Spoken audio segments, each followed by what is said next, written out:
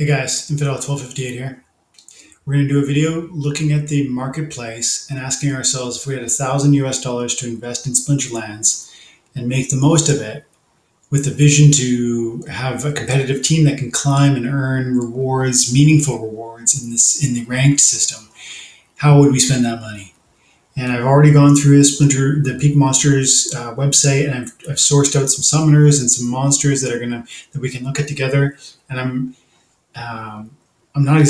I want to be clear that I'm not saying these cards are cards that you should necessarily buy. I'm not even saying that these cards are particularly powerful. What I'm saying is, if we had $1,000 and we were insistent that we wanted to spend that on cards now to be competitive right away, this is going to be kind of a silver level build, and it's going to cost you $1,000. It's probably going to get you some wins in gold, but it's not going to be a high level gold team. Let's look at it and pack it together. First things first, you got to get summoners. So I just chose Death, Dragon, and Water. Water because I wanted to see what some of the best magic monsters we were going to go for, and the summoners are amazing also. So Water seems to me like it's one of the more powerful splinters, and therefore let's include that. Death, I just really like Death. And then lastly, Dragon, because Dragon complements all other splinters. So it's going to augment and deepen the depth of each of those other pools. Your water team can be strengthened by a couple dragons, or your death team can be strengthened by a couple dragons. So that adds versatility. So we looked at those summoners, and of all those that you see in front of me, and take note, this is entirely from the Untamed and Dice accounts. Why? Because that's going to be part of the new league. That's going to be under the modern rank battle system, where if you're just getting started now, you're not going to have a lot of alpha cards and beta cards, and they're so expensive. It would be cost prohibitive for you to develop a deck at this point. So, the best way to do it would be to really start fresh with the new league when that launches, coming in September or October, when the Chaos Legion packs are released. So you'll be fighting as a big fish in a small pond, as opposed to a small fish in a big pond. So I excluded all those old alpha and beta and promo, even the reward cards. Okay, so these are the three summoners I found: Contessa Lament, Brighton Bloom, and Vera Salacia. Their respective values from Contessa was 175. That's a level 5 Contessa. Brighton Bloom level 3 is $83. And Vera level 5 is $100 for a total of $358 for my three summoners. Notice level 5, level 3, level 5. And that's going to be, strongly competitive in silver and at times competitive in gold.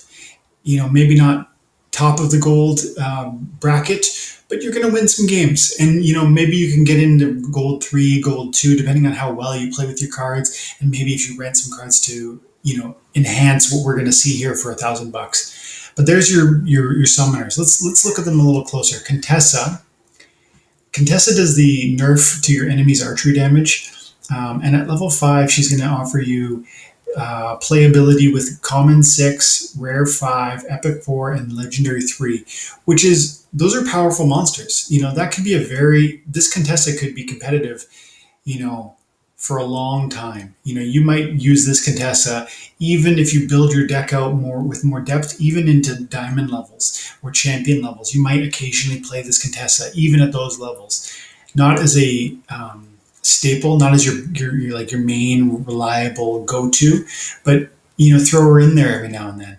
So that's a card you're not going to outgrow for a while. And for $175, that's a fair price. Brighton Bloom is a dragon summoner that gives all your monsters flight. I don't love that buff, but it has its niche, and it's a dragon summoner. Level 3 is quite inexpensive at $83.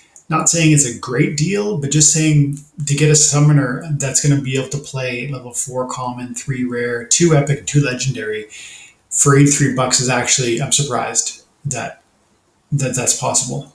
But there it is with Brighton Bloom. Again, don't love it, but I think having a dragon summoner is so important, and having that versatility is key to being really successful at at higher and higher levels. So I'd recommend a Dragon Summoner, maybe Brighton Bloom for 83 US dollars there. And then Vera Salacia, one of my least favorite summoners, but I'm I've said it before and I'll say it again. I'm more interested in having depth of my deck, like multiple options to work with, as opposed to some of the more, very overpowered, obvious choices. Sure, I would love an Alfric Stormcloak, or I would love even, you know, the Deep Swimmer or the Mimosa Nightshade or the Byzantine Kitty. These are all in the same, they're part of the new deck, but the costs are prohibitive. So, why spend 600 bucks?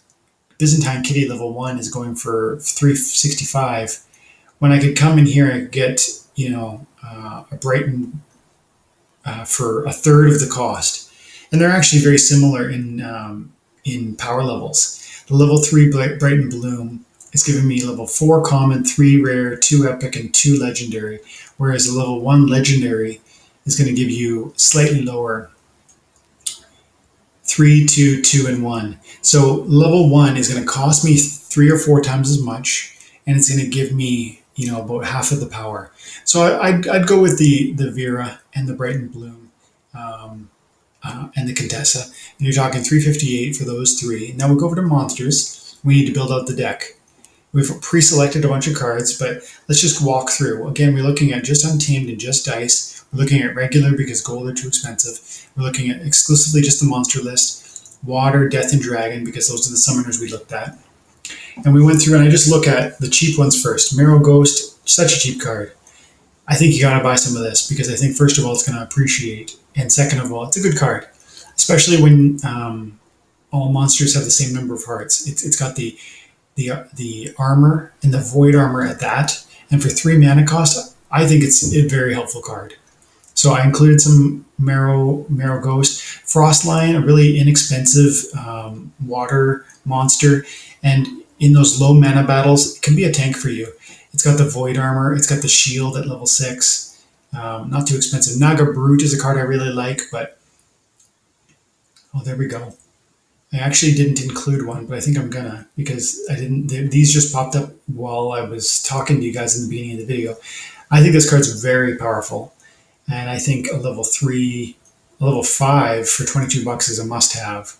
So there we go. I'm adding the Naga Brute because the armor and the hearts plus the void armor, I love it. Giant Scorpion, I passed on.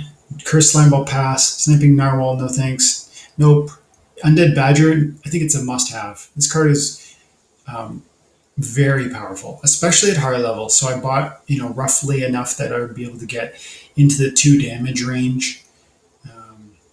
It's kind of a mid to low level version of the card, but it's going to give me the 2 damage as opposed to the 1. Maggots is another Death Splinter card that I've selected here, and again, we're looking for the buying enough of it that we're going to reach into that 2 damage threshold. It's so important because if you're hitting a monster that has shield, 1 damage does 0, but 2 damage does at least 1. Feasting Seaweed, another opportunity monster, this time for the Water Splinter. Again, I think this is a must-have. I bought 15 BCX of it, which is going to put you at the 3 damage, melee damage level. So great card, low speed, but good card. Ice Pixie, gotta have it. Took one of those. Darkest Mage, another card that I think is really necessary if you're going to have success with the black team, especially for the low mana cost and the Affliction at level 6, I think. I think I included a Gorlodon. I think this card is super powerful. No, I didn't. It was just too expensive. It's super powerful, though. If you can afford it, a Gorlodon is a nice addition to every black deck. Did I take a Soulstorm? Nope. Coral Wraith. Such an expensive card, but such a good card. So, no, I didn't even include a Lobsterdamus. I might have to rethink that one. If I could get one Lobsterdamus in here. Level 2. Level 3. Let's see, can I get level 4? It's going to be 6. Look at these prices. I mean, how do you include this in a budget deck? You just don't. And so I have to say no. Maybe I rent that card. I included a Poseidon. Such a powerful card, even at level 1. Level 1, you're doing 4 archery damage with 3 speed, 8 hearts, and shield. That's a great card, even in bronze. And that's going to give you utility from bronze, silver, and even in gold at certain times. I think I might have included Two Gun Pete. Nope. Vigilator, I love this card. I wish I could get a level 2 of it, and there is one here for 200 bucks. But just for $1,000 price point, I had to say no and just go with the level 1, which gives you the double strike, but not the thorns. So good card, great card, actually, especially at higher levels. I wanted a Dark Wand, but the price for $66 on level 1, I just couldn't make it work. Dragon Jumper is one of the most powerful opportunity attackers in the game, but I didn't include it. You might want to consider it if you were trying to follow this build. This card I thought was absolutely necessary, and I paid. I'm paying $180 for it. That's a lot of money. That's a crazy lot of money. But if you're going to do something like this, where you're creating a team with 2.5 splinters, because the dragon is kind of a half splinter, then I think you need this card. If water is one of your decks, I think you need Phantom of Abyss. It comes out of the gate with the 3 magic damage, the speed that's out of control, the flying and dodge, the 7 hit points. It's just too powerful. So yes, for $180, I would include it if I was buying a deck for $1,000. So once again, we looked at Marrow's Ghost, Frost Lion, Undead Badger, Maggots, Feasting Seaweed, Ice Pixie, Darkest Mage, Poseidon, Phantom of the Abyss, Vigilator, and Naga Brute. That was all going to cost about $642. And then we had about 358 on our summoners, which is almost exactly $1,000. 358 plus 642. $1,000, right on the nose. So that's what I would do. Hear me though.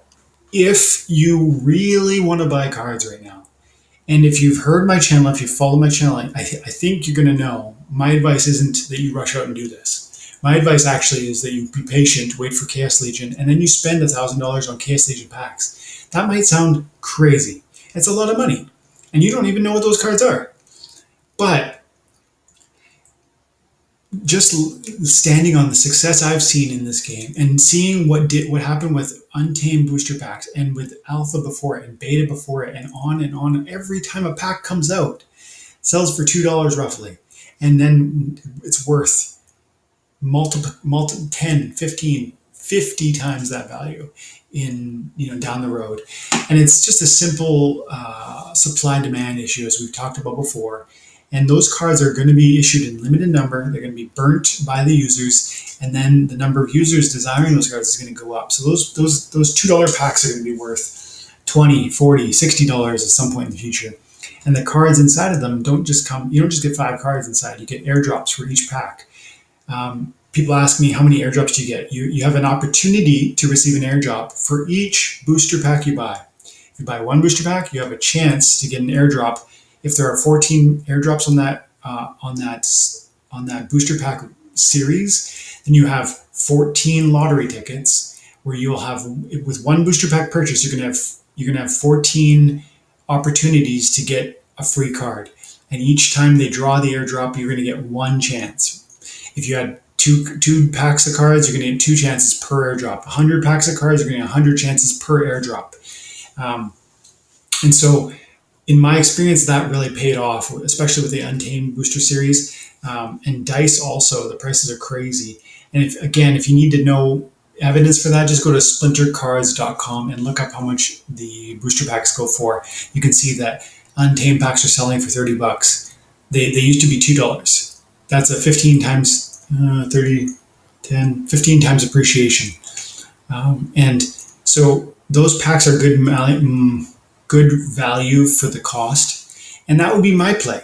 But if you said to me, Dwayne, I've got $1,000 and I want to get in this game, I want to start buying assets and accumulating the SPS that's going to be rewarded to me as a card holder, well, $1,000 can buy you a competitive silver, maybe gold deck.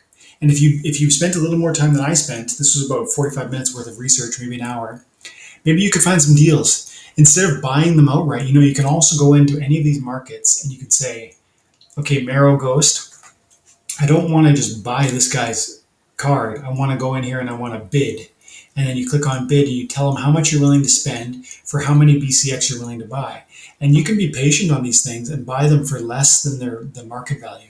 If you look closely, you'll see that this guy is selling his Mero goes for 26.7 USD per BCX. That's 26 cents, point 0.7. I'll call it 27 cents per BCX. But if you look close up here, the high bid is 21 cents. So if you're patient and you place bids on the cards that you really want, but you're willing to wait for it, you're going to see some of those cards come in at 20, 30% cheaper, maybe 50% cheaper than what you'll pay if you just come in here and click buy. So, $1,000 can get you going, but I would encourage anybody, especially my new guys rocking around in the bronze leagues and the silvers, to just be patient for that Chaos Legion, because you're going to see a shocking amount of value in those packs. And it's going to take time to mature and be realized. On day one, when you open the pack, it's not going to be worth $50. You're going to open $2 pack, and it's going to be worth like $1, and you're going to say, "Oh, that sucks." But if you think that way, you're actually forgetting the most important thing, which is price is not the same as value, and those cards are worth more than they're being quoted at, because people haven't understood the scarcity of it yet.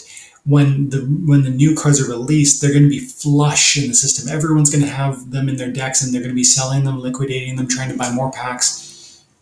But if you hold on to those cards, you're going to see that they get burnt, they get united, and then the number of people demanding that card go up, and the price appreciates. And suddenly you see, as with every pack, alpha, beta, orbs, untamed, and dice, they end up being worth more than they were at the time of release, forgetting about the airdrops, but then the airdrops too. And those airdrops are on top of the value we're talking about with respect to the appreciation on the BCX. So I hope that helps you guys, getting going on this. And I think this game's amazing, and I know that it rewards you for your time and attention. And in my opinion, that sets it apart from any other game on the market, in the marketplace of games today. So if that sounds interesting, make sure that you like and that you subscribe, because we talk about Splinterlands every day, and we talk about ways you can climb faster and further for less, ensuring that you're going to get those maximized rewards from this game that pays you for that playtime. So come join us, join the family, and look forward to talking with you in the comment section. Have an amazing day. God bless.